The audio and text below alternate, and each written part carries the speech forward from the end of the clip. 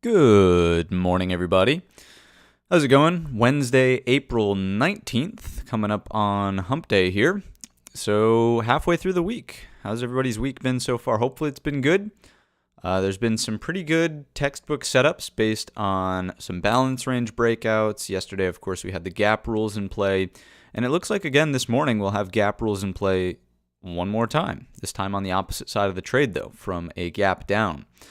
So we'll, of course, discuss that in just a couple of moments, and we'll let some folks trickle in here for the morning session. Do me a favor and hit the thumbs up button as you're making your way in here. We'll say good morning to a couple of people, and then we'll get this show right on the road. So Michael Cobble, good morning. Dwayne's here. John Cardozo, of course. Davey Day Trader. Ketchup Kings. Byron's here.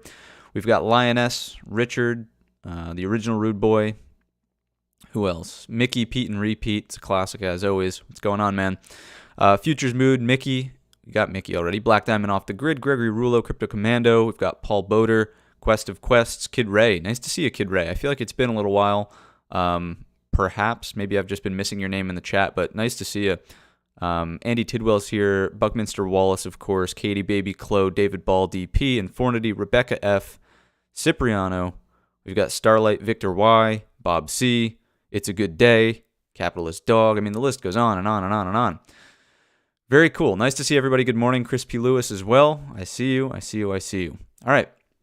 Let's get started here. So economic calendar, as we let some folks trickle in, is very, very bland this week. There's not a whole lot going on as I'm speaking to you. In about 20 seconds, we'll be getting the unemployment claims and Philly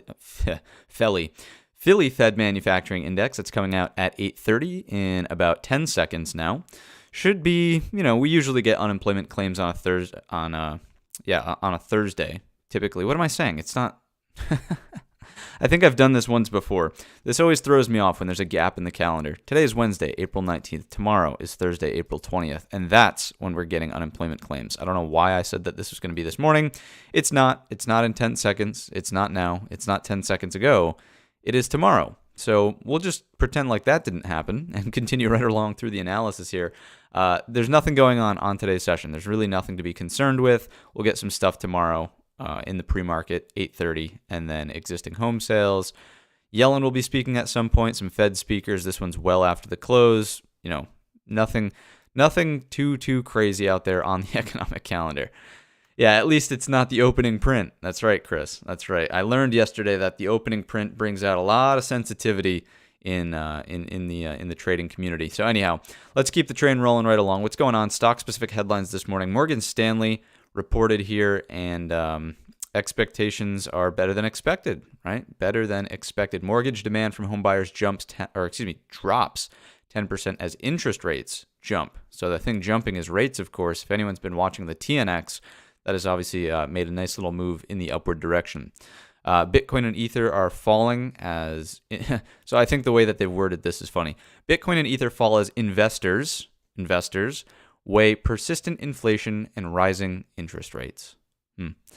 Okay, continuing along, the digital gold taking a little bit of a hit there, but maybe we'll just look at that chart because we looked at it yesterday just to compare. Netflix delays password sharing crackdown rollout, which could be a good thing for the stock. Apparently, some analysts are saying that it could re-accelerate growth. What else is going on here? Stock-specific stuff. We know that Netflix earnings last night were a disaster. Big flush in the downward direction, only to be immediately retraced, basically, and absolutely wipe out any options premium that was in there. What else is going on? United Airlines reported a net loss, but profits are set to forecast profits for the second quarter. Tesla cuts the prices in the U.S. for the 6th time this year ahead of the first quarter results. We know that is coming post-market. India's population is on the brink of overtaking China's from the UN, and we know that we're fairly bullish on India right now from a tech startup position. A lot of interesting things going on over in India's markets. What else? Lululemon, not Lulumelon, has approached Hydro about possible sale of the Mirror to add that to their sort of collection of fitness devices, I suppose. Google's going to launch a foldable phone. I don't know about you guys, but I feel like it's just a step in the wrong direction to go back towards foldable phones. I don't know. I don't think there's anything wrong with, the iPhone per se. Who knows? I just don't see any use for a foldable phone. I feel like you're just going to, by nature of having a fold in a screen, you'll just run into more issues. Like it's bound to have more mechanical issues. Someone who opens and closes the phone a million times over its lifespan is clearly going to put more wear and tear on that thing than if it just didn't have an open and close in the first place. Who knows? What else is going on here? Stock-specific stuff. Energy giant, leader of the pack and set to jump more than 20%. Just understand that there's probably a positive upgrade out there in the energy space, XLE. What else is going on? Stock-specific stuff. J&J. Forecast should not be tripping up investors. There's so much else to like. That's from the Club article. And what else? Amazon lays off some employees in its advertising unit, continuing to cut some costs there from a headcount perspective. And Bank of America customers are spending more, and that's supporting employment. All right, so stock-specific stuff is really all about some earnings candidates here this morning. Netflix had some headlines there, Morgan Stanley as well, United Airlines. So knowing that, let's take a look at the earnings calendar. Of course, after the close yesterday, it was all about Netflix. Big drop, and then just a slow and steady recovery to basically unchanged. All of the options premium got wiped out. So if you were trading that with options, then RIP. This morning, we got ASML, Morgan Stanley, Bancorp could be included as a mover as well, Abbott from the healthcare perspective. So we're getting some solid names continuing to report after the close, though we know everybody's eyes will be on the big boy, Tesla. What's going on with Tesla and Mr. Musk? That's going to be the main focus. Again, I probably wouldn't advocate for trading options through the announcement. The premiums are going to get way jacked up from an implied volatility perspective, and just like Netflix, if you don't stay beyond the expected move from earnings, the earnings implied move, then you're not going to get paid on the options contract. It's as simple as that. You're basically just taking your money, crumpling it up into a ball, saying, I'm going to gamble with this. You throw it at the stock doesn't move past the expected move, and you don't get paid. It goes to zero. If it does go past the expected move, that's great, and congratulations, but it's really just not a sustainable trading strategy. All right? So before the open here, we'll take a look at Morgan Stanley, just because it may be moving the banking sector right now, and we'll leave it off at that. We'll continue to update you guys as we move throughout the week. When it's actually Thursday and we're actually getting the unemployment claims, we'll talk about TSMC, Taiwan Semiconductor. But for now, we'll move right along into what we do best, which of course is the technical analysis of the ES. And we'll start off here on our home base, which of course is the 4-hour time frame chart.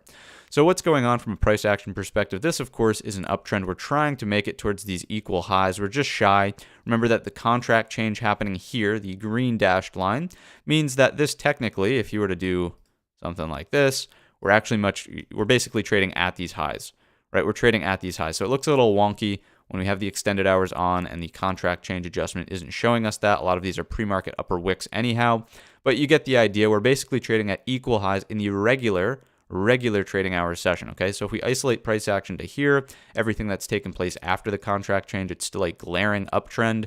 But one interesting note here is that we are technically falling back down into this balance area here.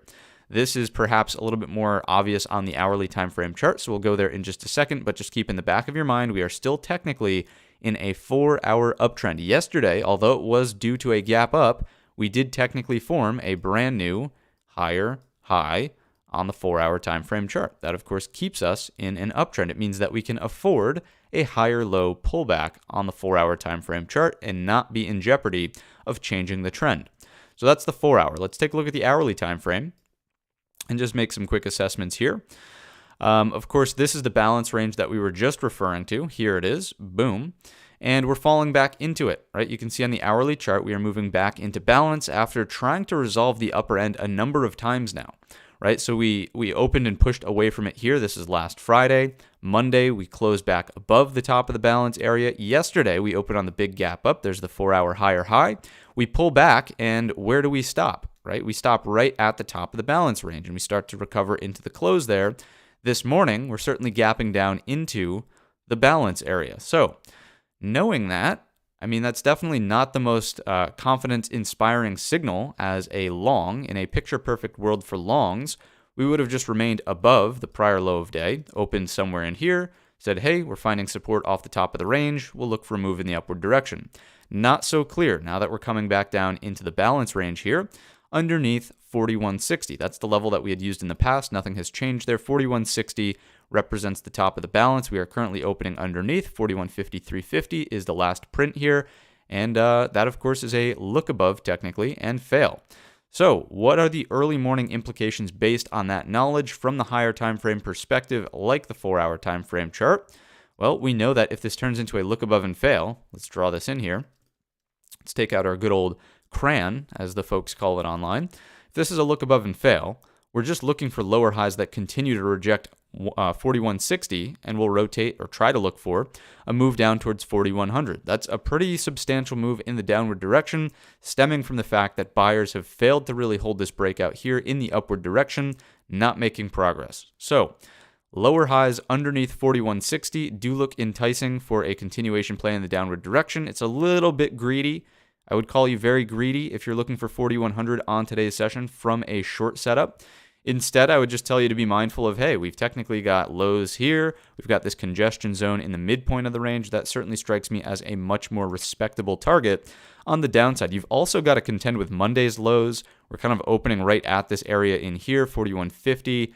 It's like the downside will be a bit more difficult in my estimation than just a clear short, a clear straight shot down to 4100. There's too many incremental higher lows. You've got lows, incremental higher lows happening here, higher lows technically happening here, higher lows, higher lows. Like every single day's session has produced some kind of higher low ever since last Monday, right? So it's not so easy just shorting into this all the way back down to the equal low from a balance perspective that does something like this.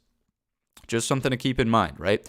I'm not saying the market can't break down. I'm just saying that the short will be a little bit more difficult to pull off, considering especially what took place on the Monday lows, right? 4150 area of support. After that, I would say that there's probably some more room to run into that 4132. 4132 is the number that we had used in the past. That's probably the downside trade. So let's get a little bit more granular and move on down to something like a 15-minute time frame chart. Obviously, actually, before we do that, If you're trying to trade this market long, if we just walked through all of the short situations, then they all stemmed upon a lower high rejecting the top end of this balance area here at 4160 up to roughly 4165. I would just use the gap close area prior day's low, 4164.50. As long as we're putting in a lower high underneath that, the short setups are on the table. What does that mean for long setups? Well, number one, we would have to get above prior low of day, and then we would have to confirm it with a higher low and then a rotation in the upward direction. You need this back above and outside of the balance area for higher confidence longs in my estimation, okay? So now let's go to the 15-minute time frame chart, get granular. Let's talk about the gap rules because they're unfolding yet again, but in the opposite direction from yesterday. Yesterday, we were dealing with a strong gap up based on the price action moving here. Now we're dealing with a pretty solid gap down. So what is the gap range here? So 65 down to 54. We're dealing with about a 10-point gap range, which is well within the realm of tradable gaps, right? What we typically say for the ES is any gap more than 20 points can typically be very difficult to trade. You get people who want to buy the gap, people who want to sell the gap. And those two conflicting sides of the trade, whenever the gap is so substantial, really means that we likely get some sideways chop and nothing really happens. Gaps larger than 20 points usually become difficult to fade or trade for continuation, okay? So anyhow, this morning, we're not dealing with that as a situation. We're dealing with a 10-point gap. So let's get into our 3 questions, which will define how we ultimately interact with the market on this morning's session. So question number 1, as always, where are we opening in relationship to the prior day's range? Well, here's the prior high of day. Here's the prior low of day. We're obviously opening underneath. We just walked through that, yes, we are indeed dealing with a gap of roughly 10 points. So we'll put a down arrow here to represent the, excuse me, voice crack, nice, going back to high school. We'll put a down arrow here to represent the gap down, but we will write GR, gap rules are in play, and as we know, typically on gap rules, we're actually looking for a fade. So although it's a gap down, we're looking for a long-sided trade out of the gates to correct some of the inventory. Let's not get ahead of ourselves, and we'll just keep trucking through the questions. Question number 2, where are we opening specifically in relationship to the overnight range? So overnight high is the same area as the value area high from the prior day session. And the overnight low is right here. We're putting in an equal low as I'm talking to you. Of course, we can see that here. But we're opening very close to the overnight low, which of course sets up good risk reward for the gap rules to unfold in the first place. So we'll put RR down here, risk reward, and we'll put a down arrow here because we're opening close to the overnight low. Question number 3, last but certainly not least, what is the position of the overnight inventory? Is it net long or net short? To do that, you just extrapolate the settling price from the prior day session. Same thing as saying the closing price. How much time was spent above, how much time was spent below? It's quite clear for this morning's open that we're dealing with a very net short overnight inventory. We're dealing with roughly 95, 96, 97% net short. Only a little bit of time spent above the prior day settlement before the maintenance period and the ES shut down yesterday after the close, right? So let's go with like 97% on the net short side, which means that yes, there is a strong opportunity for that inventory to correct, meaning a move in the opposite direction, long, and the gap to fade here. So everything's stacking up beautifully for gap rules to be in play once again on this morning's session. So just like we looked for gap rules to be in play here, we'll look for gap rules to be in play here, but for the opposite side of the trade. So what does that mean? How do we get involved? How do we trade this setup? Let's get into it. Take a mental snapshot of the 3 questions. They're about to disappear in 3, 2, 1. Gone. And we will get going into the gap rules. Currently pushing new overnight lows as I am speaking. So we'll adjust that to its rightful position. If we open up here and we fail to take out the overnight low, we know that we are looking for longs if we can travel back up through the opening print. Opening print is something we went on a tirade yesterday about. We're not going to do that today, but if we go back through the opening print after failing to accept underneath the overnight low, we are looking for longs to close the gap, rotate in the upward direction, and tag up to the prior low of day at 41.6450. 41.6450. So there's about 10-15 points of gap depending on where we open here to trade for in the upward direction. And the key question that you always need to be asking yourself every single morning whenever there are gap rules in play is, does the risk reward ultimately make sense for this trade to unfold in the first place? So if we're opening here, this fails, and we do something that looks like this, the question becomes, does it make sense to enter here with a stop loss underneath the low of day, basically underneath the overnight low? So this is your risk. Does this make sense as a potential reward? Right now, it's sitting at roughly a I don't know, let's give it the benefit of the doubt and call it like a 2.5 to 1 risk reward ratio. That checks out. That checks out as being tradable, right? I would definitely say that that's worth taking a stab at. A 2.5 to 1, sure, makes sense. If on the opening bell, we're opening somewhere up here and we require a full touch of the overnight low before rotating back through the opening print, now it's a different story. Are you going to risk this with a stop underneath the low of day, underneath the overnight low as well? Give it a little bit of wiggle room, right? Are you going to risk that for a reward here? Probably not. Probably not. That really doesn't make sense for a risk reward trade to set up. Wouldn't really be interested in a trade like that.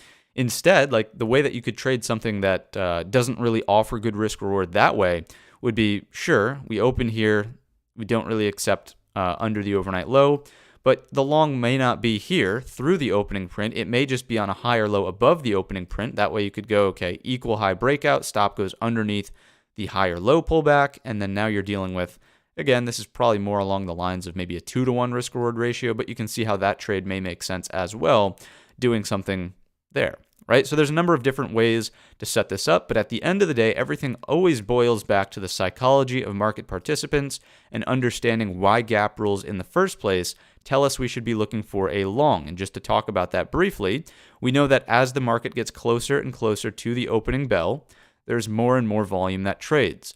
So the fact that we're staying here on the overnight lows ahead of the opening print here, the opening bell at 9:30, tells us that there are more and more and more shorts getting involved because we're basically 100% net short underneath the prior day settlement in the overnight, right?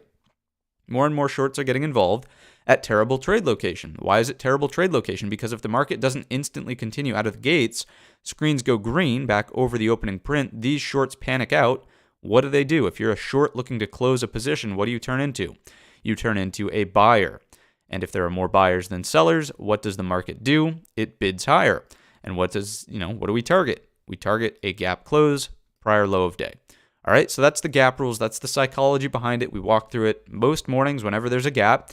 And it's incredibly important to understand this dynamic. It's much easier to trade this for a fill in the upward direction than it is straight up continuation in the downward direction, right? So the market's not always going to give us a picture perfect situation. It's not always going to work out this way, although that's, the psychology doesn't change. It's just a matter of whether or not the market sees continuation or it doesn't see continuation. It's not always going to see the reversal, but for the most part, this is the framework that we use. It worked beautifully yesterday.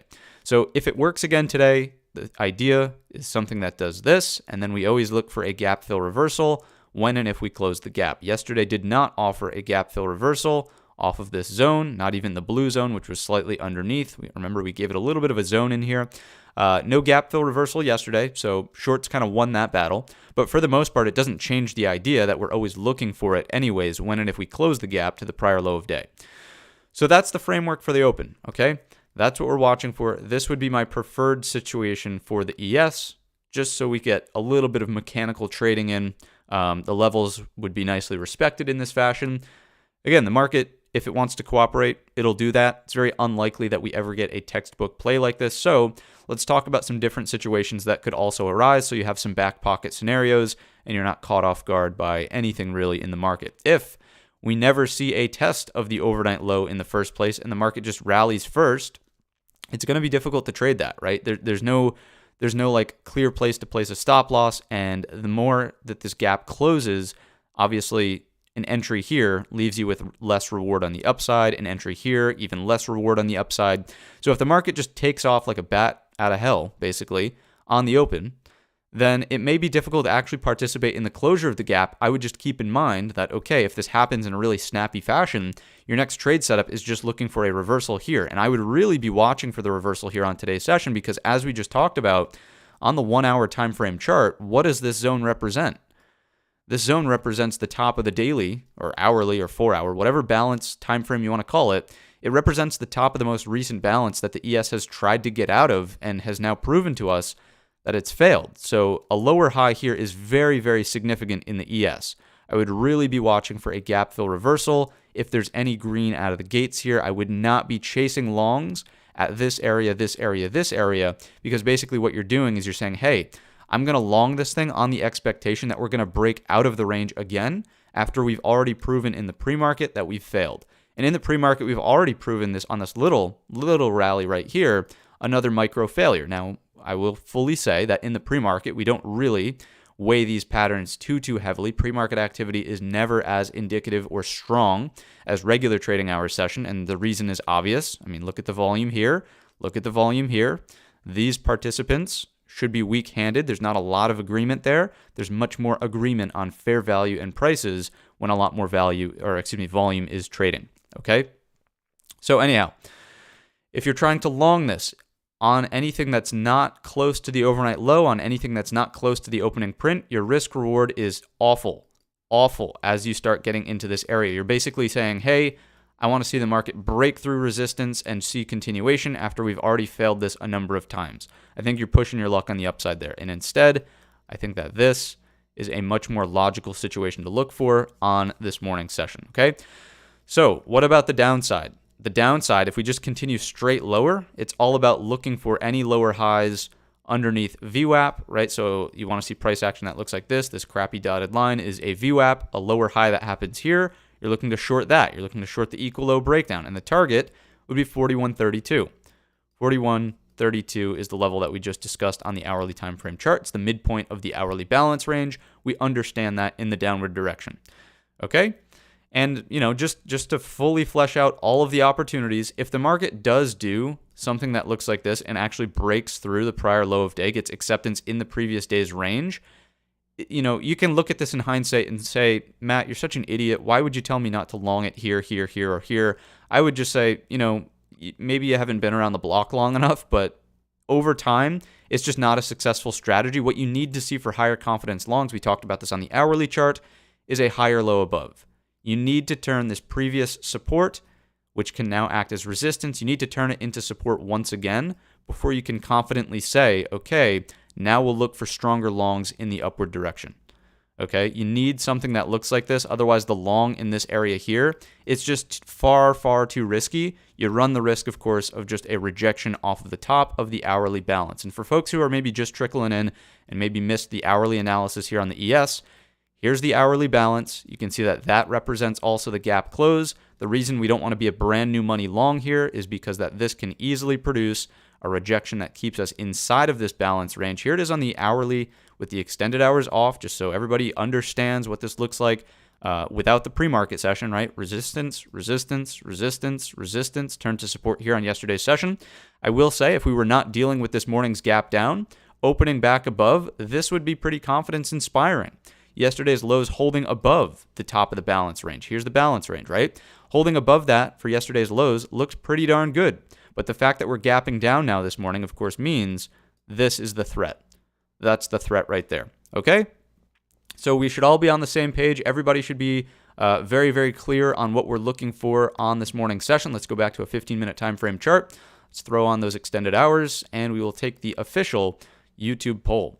So what does the chat seems to think is likely for this morning's session? If you are a market bull thinking that we go gap fill, little reversal, but a break and hold into the prior day's range, maybe even some sort of higher low above, and then a rally that you could, capitalize on with some proof that buyers are stepping up, holding over 41.65. Let's see a number 1 in the chat. If you're a little bit more neutral, thinking that we maybe go gap close and then, lower low also, something that does this, basically value on today's session would be down. Value would be down. We might close the gap, but for the most part, we're not going to spend much time inside the prior day's range. That would be a number 2 situation. You are a bit neutral on this market. And of course, the bears want to see a just straight up failure, lower high underneath the overnight low, trading down towards 41.32. 41.32 is what the bears want to see on today's session, and that would be a number 3 in the chat. Let's see a number 3 in the chat. You are a market bear. If you've got no idea what's going to unfold for this morning's session, a number 4 will suffice. Number 4 will suffice. That is always our ostrich wildcard option. Although, again, I would always encourage viewers to have some sort of situational bias. Not emotional, not news-driven, not fundamental bias, situational bias based on where the ES is opening, right? So for me, my situational bias would be a number 2.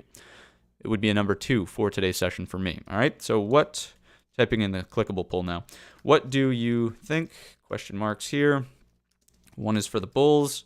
2 is for the newts, 3 is for the bears, and we'll add some options here for number 4.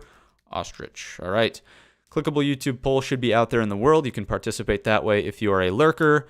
And don't forget to redeem your Chicken McNuggets. Just mention code Trade Brigade at your local Mickey D's.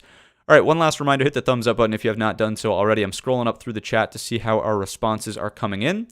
And it's looking like we've got lots of 2s to kick things off. 2s and 3s are kicking things off. Lots of folks are a bit skeptical of the move back outside of the hourly balance.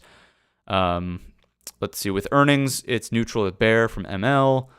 Some 2s. I'm really not seeing any 1s by any stretch of the imagination. Not very many 1s. There's a couple sprinkled in there. We've got R. Perez.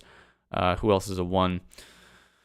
Multi-Mickey or Michi. Multi-Michi's got a 1. Dr. Jennifer is a number 1. That's cool. We've got a doctor in the chat. What else? Bow Hunter's a number 1. There's a couple 1s, but they're very, very, very thin, as I'm sure you guys can see if you're in the chat yourself looking at it. So lots of 2s. The favored outcome by the clickable YouTube poll is number 2 as well. You can see folks are voting for a gap fill reversal, basically, which to me makes the most sense. It makes the most sense considering what's going on. We're willing to reevaluate, and again, I would probably say, personally, my bias for this morning, situational bias, this is not based on news, this is not based on emotions. Like, let's think about this logically, and then we'll move along into the NQs, right? If we think about logically what's going on here, let's first remember that on the 4-hour time frame chart, the 4-hour time frame is still in an uptrend. This technically produced a higher high on yesterday's session. So keep that in the back of your mind. 4-hour trend is in an uptrend. The hourly trend is technically not the cleanest, but it's still holding for balance up towards the top. Okay, so I'll put a little neutral indication here. 15-minute time frame chart tells us that, hey, put a little M here. 15-minute time frame chart tells us that, hey, it may be likely that we correct some of this inventory. We just need to be careful of 4165. So again, this is kind of what I'm thinking, but I also wouldn't be opposed to the idea that because we're still dealing with a 4-hour uptrend and an hourly neutral trend, it's not a full-blown bearish trend on the hourly, right? I would say that it would also be sort of reasonable for the market to try to do something like this on today's session. Therefore, my final answer to the million-dollar question for what I think is going to unfold on this morning session is a number 2 with the opportunity to turn into a number 1 later on in the day. All right, so personally, I would not be surprised by any stretch of the imagination if this market does something that does this, then does sideways for like the afternoon session, and then 2 o'clock comes around and maybe we do something that puts in a higher low above 4165. I wouldn't be surprised. So I'm open to that possibility. But again, the primary thought should be something that does this closer to the open. Okay, that's the ES. That's my perspective. Thank you so much for participating in the chat poll. Let's move along and take a look at the NQ. What's going on with the NASDAQ 100 futures? We'll move on up to a 4-hour time frame chart. We will look at the higher time frame price action here. We know that we're still dealing with an overall uptrend. We did make it towards the top of the overall balance yesterday. Of course, that did not hold, and now we're back in the lower balance area here. Remember that we just had all of these very, very precise touches to the top of the range. And again, if we go to an hourly chart here, and we turn off those extended hours, I just want everybody to be very, very clear and understanding that regular trading hours session always matters much, much more than the after hours. And you'll see how clear it is that this level is of utmost importance, right? Yesterday, we were trying to hold up above it. Obviously, we're gapping back down into the balance range. We're gapping underneath the top of the range, firmly inside of this balance, which of course is not really a bullish indication. This could be construed as a look above, failure back into the range. We know that the target should technically be the bottom end of the range. Let's just keep in the back of our minds that yes, the 4-hour chart is technically in an uptrend. The hourly chart here is neutral.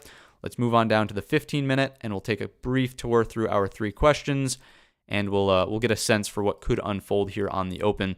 So the 3 questions, very similar to the ES. Question number 1, we are technically opening underneath the prior day's range, which gives us a gap down. So gap rules are in play. Question number 2, opening close to the overnight low, nowhere near the overnight high. So yes, a down arrow here, indicating that risk reward is favorable for the open on a fade of that gap.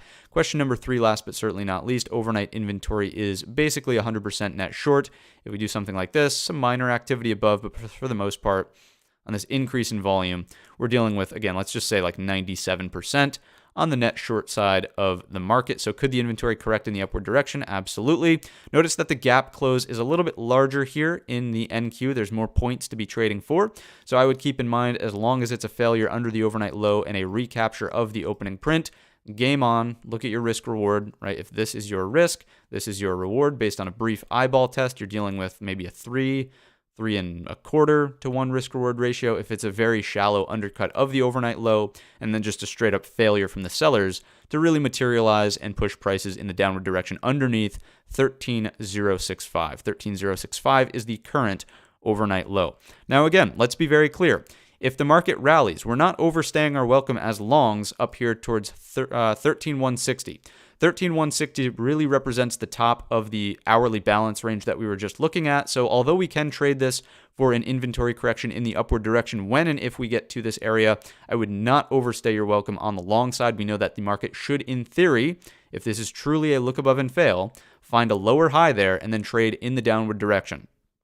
All right, so stronger longs, meaning that we're looking at constructive structure underneath us. Really, they're not on the table until we produce a higher low above 13,160 in the NQ. That's what it requires for a better, higher confidence structural long in the NQ.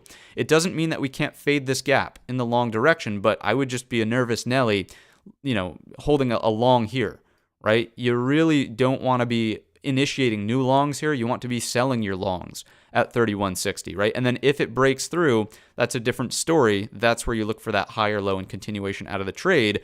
But again, I want to be very, very clear this morning for everybody in the chat that we know this is not a great place for new longs. You should be unloading your long position here, where we could close the gap and then also see a rejection off the top of the hourly balance range. Okay, so that's the upside in the NQ. We know that this could also produce higher confidence longs into the future. Maybe it happens, maybe it doesn't. One step at a time. I think this is much more important to really resolve first on the open, and then in the downward direction, right? If we know it's just straight up continuation lower, the bottom end of the balance, it's the psychological number 13K. 13K, and there's really no intermediate. Let's go back to the hourly real quick, and we'll go extended hours off just to look for levels on the downside. We're opening, what's the current trade price? 13,083. And the reason I'm looking at this is just because you might have to, like, overnight low could be a contender for some support just because we're opening at this area of support. Remember on the ES early on in the ES hourly analysis, we were saying, hey, we've technically got higher lows to deal with. In the NQ, it's not so clear if we break the overnight low. You could make the argument, and I'll just draw it in with a gray bar so everybody's on the same page here. We could do something that looks like this, right, and draw in a gray bar. This technically represents a support zone where we had buyers step up, buyers stepped up, right? If we're underneath the overnight low, then we shouldn't be looking for the gap fill in the first place, because remember, whenever we're dealing with gap rules, the first thing that needs to happen is you cannot be on the wrong side of the overnight extreme. In the case of a gap down, it's the overnight low. You can't be underneath it if you're looking for a long. So the better short is just underneath this area of hourly support and also underneath the overnight low, which by nature of gap rules would keep us not looking for longs anyways. So hopefully you can see by walking through this as an example, right? If it's a lower high anywhere underneath the overnight low, if we're getting price acceptance underneath the overnight low, it's also a breakdown of this hourly support zone, and that's where we look for that rotation into 13K, the bottom of the balance area right around in here. All right, so about a 60-ish, 50-ish point move to the downside, depending on where you look to get involved in the NQ. That's the downside on a gap and go for today's session on the NQ. So we've covered the NQ, we've covered the ES. Let's keep the train moving right along, and we'll take a look at everybody's least favorite younger brother, the Russell. What's going on with the RTY? What's going on with the Russell? If my younger brother's watching the stream right now, man, I'm not referring to you. I'm not referring to you. You know that. You know that damn well. All right, anyhow, if you're out there, man, I do appreciate you watching the stream. Anyways, Russell, what's going on with the Russell? We've got resistance coming at the top of the range. We faded off of it yesterday. Again, hopefully nobody was surprised by that. We talked about this in the pre-market prep. We said, hey, we're gapping into resistance. It's pretty difficult to go long here. There's higher odds of it breaking because we've got tests 1, 2, 3 in short proximity of time. but it never actually saw acceptance above that area. There was no strong close. There was no pattern that pushed away from it. So anyways, we're still in the ascending triangle. Until we actually break down underneath this support trend line, the pattern's still valid. So let's just keep that in mind on the 4-hour time frame chart. The 4-hour is certainly not in an aggressive uptrend. It's really range bound here. You could make the argument that we've got lows, higher lows, but the key factor is that we have not produced a higher high. So it's really much more of a neutral higher time frame trend. Let's take a look at the hourly time frame chart, see what's going on from this perspective. What's going on from the hourly chart? This is starting to become its own balance range where you can see the market's really not done anything impressive, even including this micro session. Like that Tuesday range is just so compressed there. So for the most part, this, if it's a new balance range, notice that we're opening towards the midpoint of the balance. We're not overly skewed towards support where there's an opportunity for demand to step up and send this thing higher, and we're not opening up towards our resistance. That was yesterday. Okay, so it's not abundantly clear here in the Russell what should be taking place based on the way we've traded through this range. Now, you'll notice there's some interaction around 1800. Here we get caught up. A little bit of catch here. Remember that the pre-market doesn't mean so much, but this regular trading hour session is important. Here we try to find support there yesterday. Now we're underneath it technically. So I think we want to carry forward most of the implications that we've talked about thus far in the pre-market prep, that if we find a lower high underneath here, that, of course, keeps us bearish, trying to trade for the bottom end of this balance range closer to 1780. It would also probably coincide with a breakdown of the support trend line from the 4-hour pattern that we were just talking about. So that's the downside, right? That's on continued lower highs underneath anything 1800 or below. 1800 or below, top of this gray bar right here. If we poke inside and get a higher low above, that's definitely a bit more constructive for the broad market. Notice that the gap is like not so much in play here in the Russell. If we go to a 15-minute time frame chart, let's take a look at the 15, and then we'll move on over to the ETFs and core listed companies there. If we look at the Russell on the 15, obviously the gap is not really worth trading for. Don't get me wrong, anytime there is technically a gap on the screens, gap rules must be applied. But we know that gap rules, whenever we're looking at them, always tell us that we only take the trade if the risk reward is favorable. Is this risk reward favorable? Like as a complete joke? Absolutely not. I mean, look at that. Are you going to take inverted? What would you say? This would be a 1 reward with about 6 times as much risk. RI and RW here? Absolutely not. You're not taking that trade. So gap rules are technically in play. We should look for the gap to close, but there's no trade that actually unfolds there. As we pointed out, it's just all about lower highs underneath 1800 keep you bearish, or higher lows above are a bit more constructive for the overall broad market. So we'll leave it off at that on the RTY futures, and instead what we'll do is start looking at our core list of companies. Here's Netflix first, just because I want you guys to be very, very aware of what took place, right? Let's call a spade a spade. What is this? This is a money grab. This is a complete money grab. I mean, there's nothing about this chart that really says, hey, strong trend in the downward direction. Sure, it was nasty as soon as the announcement came out, but it immediately retraced almost all of that move. So what happens to anybody who's trading options on the short side? At first, we went right to the expected move. Keep that in mind as well. There's about a $30 expected move on Netflix for earnings. Right to it. Notice that, we closed out, let's just call it 35, give or take. We went to 95, so interesting. So a little bit more than $30, I suppose. But for the most part, right in line with the expected move, full-blown retracement. So anybody who is short via puts, anyone who is long puts, right, naked put contracts, bought puts, immediately screwed as this move starts to take place in the upward direction. A little bit of fade going on here in the pre-market, but it's not enough. It's not going to be a substantial enough gap down in Netflix to really produce any alpha in those options premiums. So the reason I wanted to walk through this first on Netflix is because I don't want anybody to fall victim to the same thing in Tesla. We know that Tesla is reporting earnings today after the close. I really would encourage you to not get caught up in the gambler's mentality of let's trade options through earnings, especially long options, right? Being a buyer of naked options through earnings. It's just a terrible idea. Almost every single time, you're not going to get the move, right? You're not going to get the move. The options market is way too efficient for you to generate any serious alpha unless there's such a significant surprise in the numbers that you get a, 2 to 5 sigma move out of the underlying. If you get a 2 or 5 sigma move, congrats, you won. But anything that's just on par with the market's expectations, good luck. Good luck ever being profitable trading earnings, right? Yeah, Jay, you know exactly what's going on here. Speedboat says that Tesla leaked earnings. Is that true? Is that true? Short options is not a worse idea, SSR Warrior. As long as you're responsible trading short options, they are actually very lucrative. Selling options premium is very lucrative. You just need to know how to do it responsibly, right? Just like trading long options, you need to know how to do it responsibly.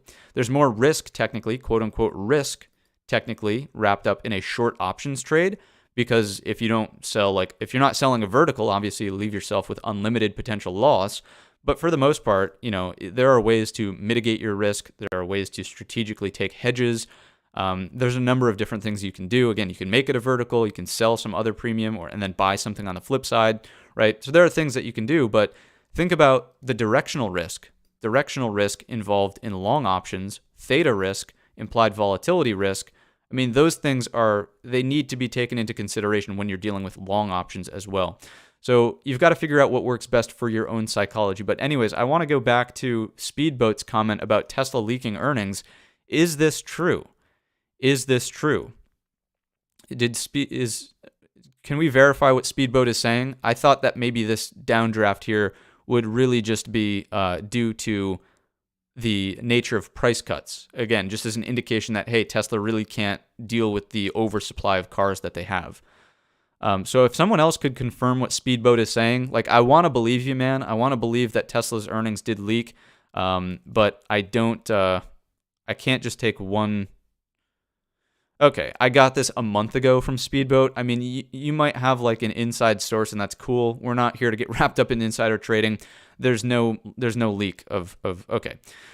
So Speedboat, I appreciate you trying to give us the heads up, man. But chat, take it with a grain of salt. I don't want to minimize what you're saying, Speedboat, but that's that. All right, let's do reputable technical analysis. We're not going to rely on insider tips here. Number one, that's illegal. We don't condone that. And number two, I don't know if I can validate any source. Okay, so anyhow, Apple. What's going on with Apple from a technical perspective? Obviously dealing with a gap down like the broad market itself. Are we all that far removed from the local highs though? Not really. There's still an opportunity here for higher lows on Apple. Notice that yesterday's session was completely above the gap, right? So there was a gap from here to here on the open yesterday. Of course, there was a partial gap close. We're opening right at the Monday highs, basically. So for the most part, I'm not seeing any reason to be a big bear yet inside of Apple. The breakdown would have to be underneath the two equal lows here at 164. Yeah, I think we've confirmed that yes, the Tesla thing is about price cuts. Yes. So just for clarity for the chat, Tesla price cuts. It's why the stock's moving lower. All right, we'll leave it at that.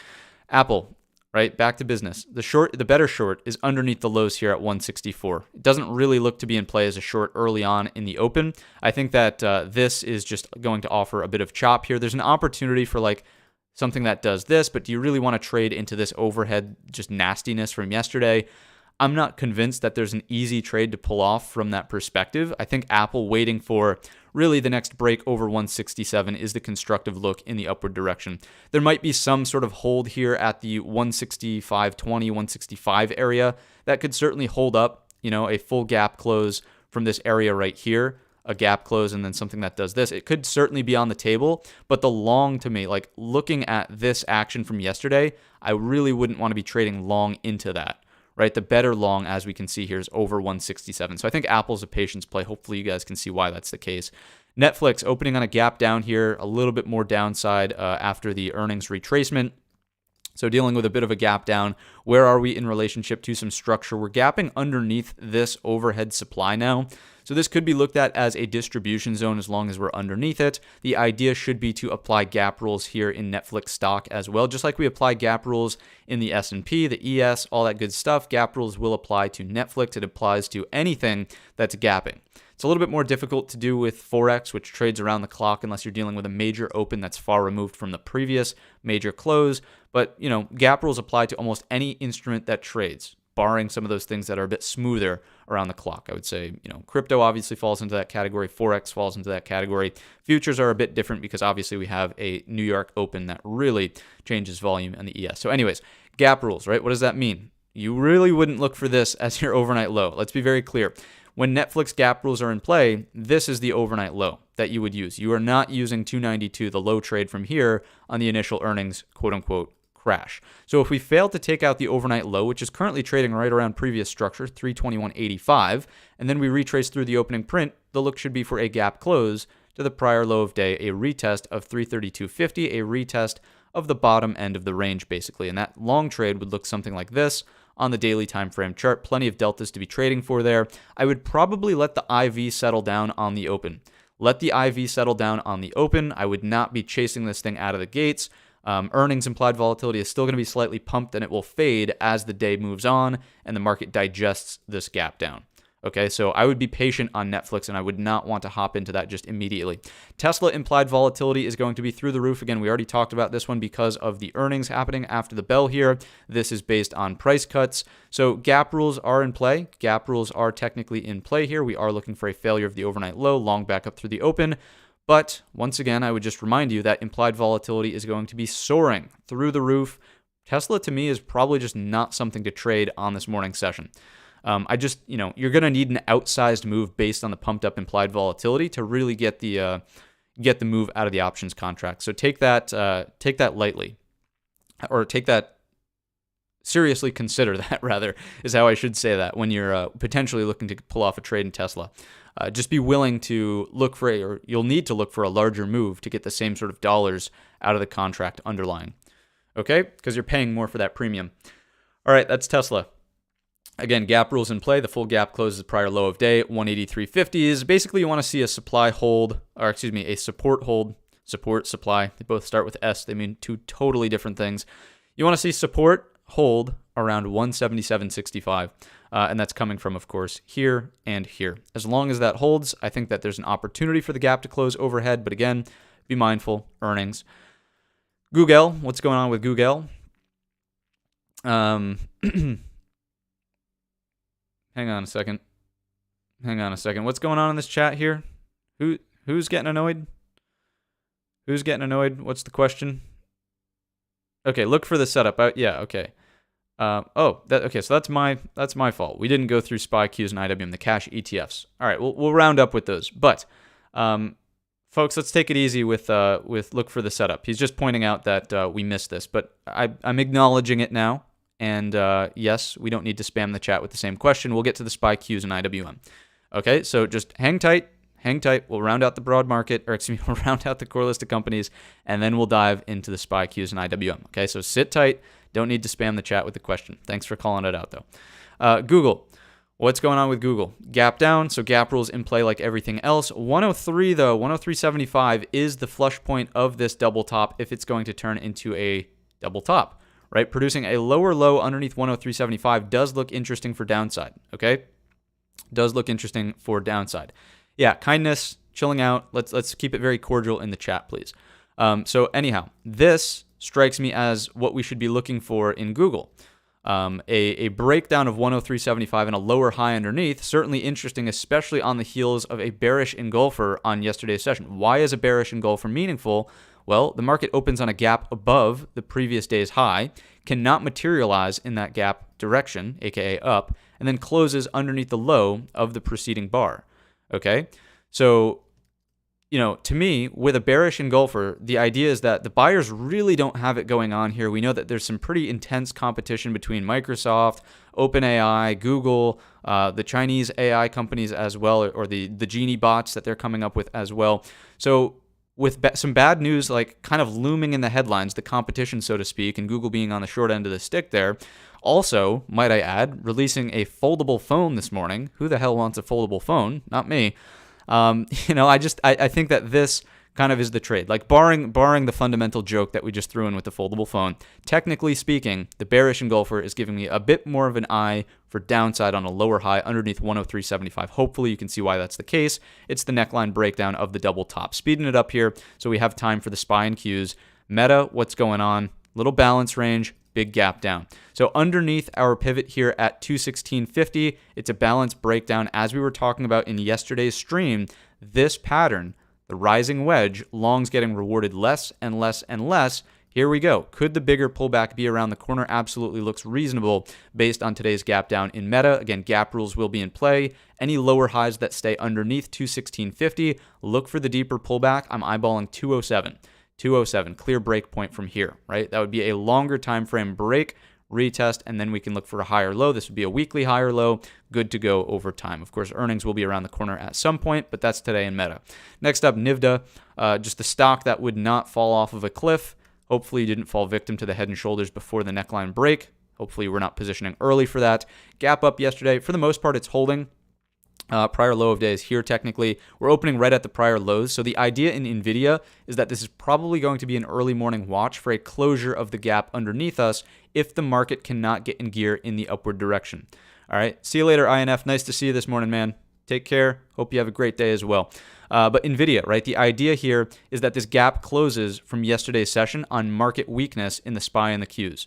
All right. So if the SPY and the Qs see a gap fill reversal, you're just looking for an NVIDIA breakdown to close the gap underneath, and you're looking for 270 as a target. Shorts in NVIDIA underneath 273, 273.25, this general area.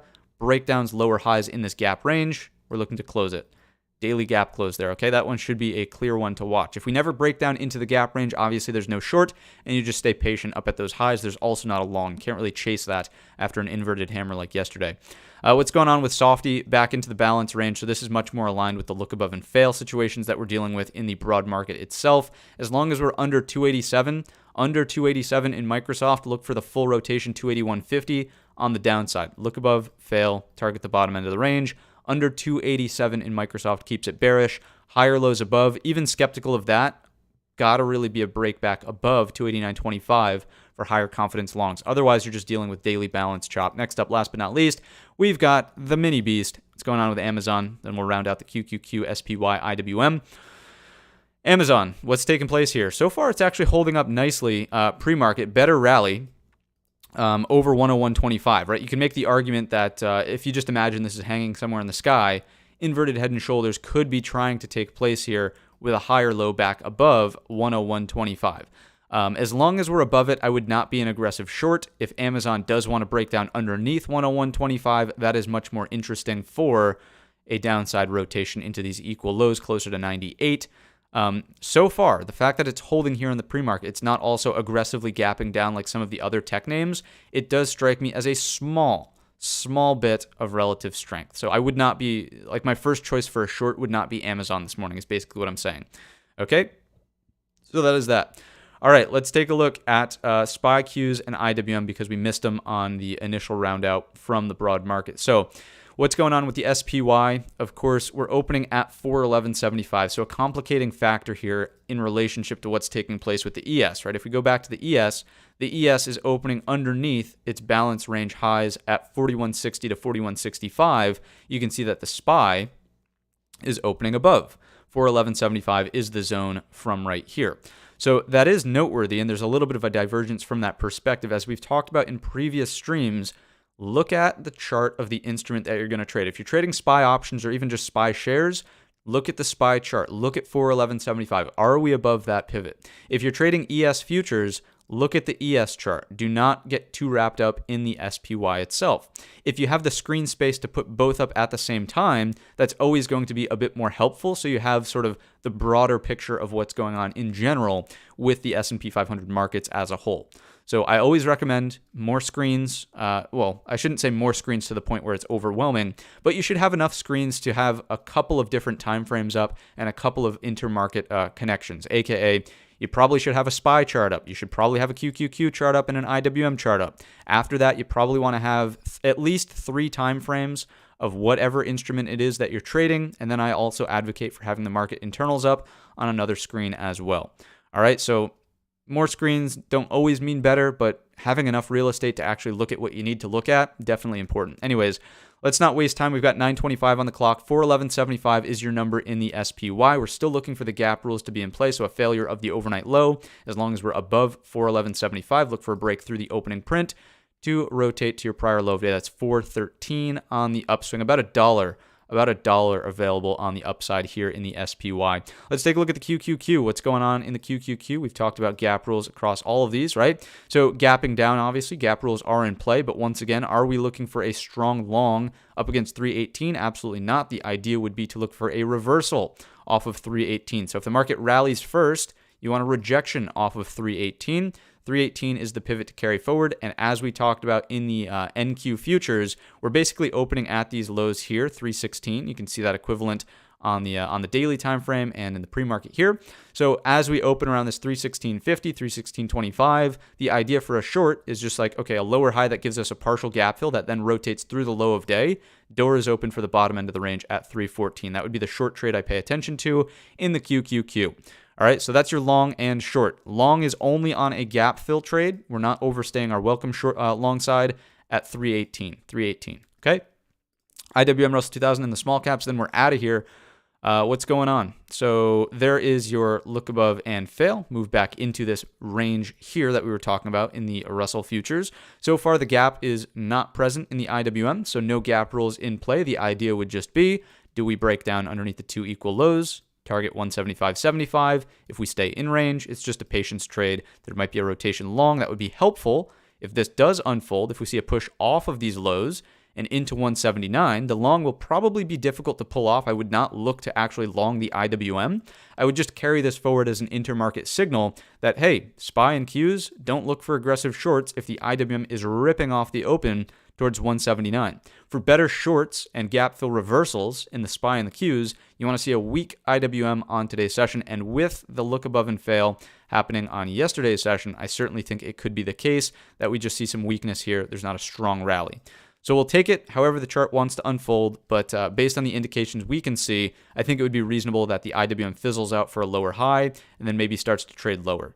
Okay, that would be helpful for gap fill reversal situations in SPY and the QQQ.